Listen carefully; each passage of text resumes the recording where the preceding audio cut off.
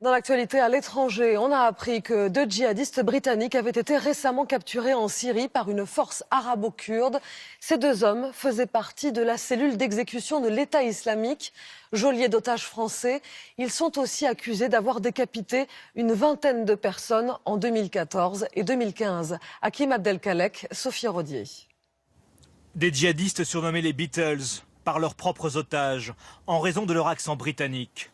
Ces 2 terroristes anglais de Daesh ont été arrêtés près de Raqqa en Syrie.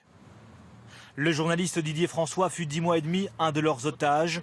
Il décrit un commando particulièrement cruel. C'était des gens qui pratiquaient la torture de manière extrêmement régulière et avec beaucoup de plaisir visiblement. Ils étaient quand même particulièrement sadiques, avec une spécialisation qui était ou les noyades ou les étouffements, les coups levés dès qu'ils rentraient dans les cellules. Et honnêtement, ça pouvait durer longtemps parce que c'est des gens qui frappaient sec. Leur arrestation est un énorme soulagement pour la mère du journaliste américain James Foley.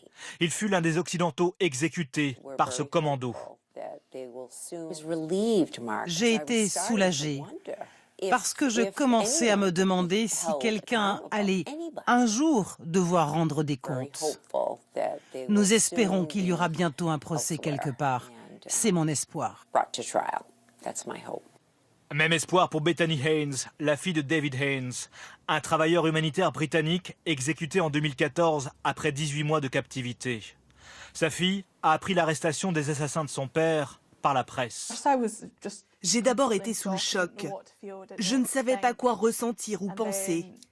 Et puis vous réalisez et vous pensez, ça y est, c'est fait. Ils ne feront plus de mal à personne.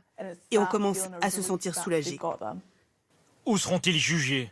Pour l'heure, les Britanniques ne semblent pas désireux de les rapatrier. La France serait en droit de les réclamer, tout comme les États-Unis, mais pour l'heure, ils sont aux mains des Kurdes qui pourraient les juger.